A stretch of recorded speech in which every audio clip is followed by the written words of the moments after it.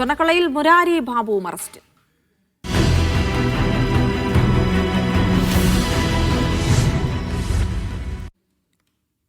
ശബരിമല സ്വർണ്ണക്കൊള്ളയിൽ അറസ്റ്റിലായ ദേവസ്വം മുൻ board administrator Murari ബാബുവിനെ ചോദ്യം ചെയ്യുന്നു. പെരുന്നയിലെ വീട്ടിൽ നിന്ന് ഇന്നലെ രാത്രിയാണ് SIT മുരാരി അറസ്റ്റ് ചെയ്തത്. അന്വേഷണത്തിന് മേൽനോട്ടം വഹിക്കുന്ന H. വെങ്കടേഷിന്റെ സാന്നിധ്യത്തിലാണ് പ്രതികളുടെ ചോദ്യം ചെയ്യൽ നടക്കുന്നത്. സിജോ വി ജോൺ തിരുവനന്തപുരത്ത് നിന്ന് വിവരങ്ങൾ നൽകും.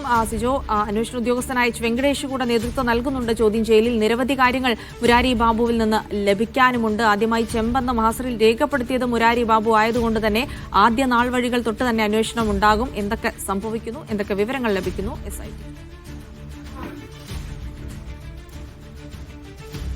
ഈ സ്വർണ്ണക്കൊള്ളയുടെ ഗൂഢാലോചന, അതിന്റെ നടത്തിപ്പ് എന്നിവ സംബന്ധിച്ച് ഏറ്റവും കൂടുതൽ വിവരങ്ങൾ അറിയാവുന്ന പ്രധാനപ്പെട്ട ഒരു ഉദ്യോഗസ്ഥനാണ് മുരാരി ബാബു. അതുകൊണ്ടാണ് ഇന്നലെ വൈകുന്നേരത്ത് പെരുന്നയിൽ നിന്ന് കസ്റ്റഡിയിലെടുക്കുന്നത്. അതിനുശേഷം രാവിലെ 7:30 തന്നെ ചോദ്യം ചെയ്യൽ ആരംഭിച്ചു. 5 മണിക്കൂറാണ് ചോദ്യം ചെയ്യൽ നീണ്ടു നിൽക്കുന്നത്.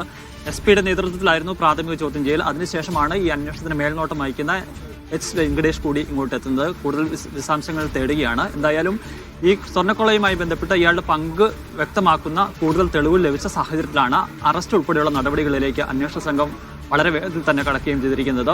വൈകാതെ തന്നെ റാന്നിയിലെ കോടതിയിൽ ഹാജരാക്കും. ഉച്ചയ്ക്ക് ശേഷം മുന്നോട്ട് കൊണ്ടുപോകാൻ തന്നെയാണ് സാധ്യത നിലനിൽക്കുന്നത്. ഇനി അറിയേണ്ട പ്രധാനപ്പെട്ട കാര്യമെന്ന് പറയുന്നത് ഇതിൽ ഏതൊക്കെ ഉദ്യോഗസ്ഥർക്ക് പങ്കുണ്ടെന്നുള്ളതാണ്.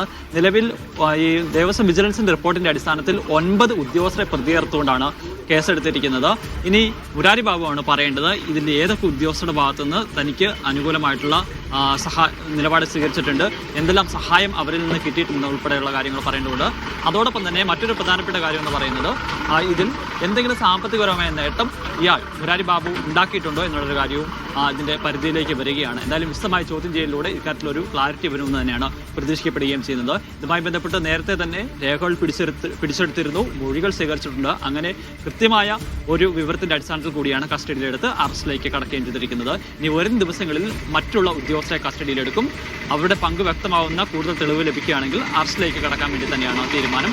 അതിനുശേഷമായിരിക്കും മുൻ ദേവസ്വം ബോർഡ് അംഗങ്ങളെ ഉൾപ്പെടെ ചോദ്യം ചെയ്യാൻ വേണ്ടി വിളിപ്പിക്കുകയും ചെയ്യുക.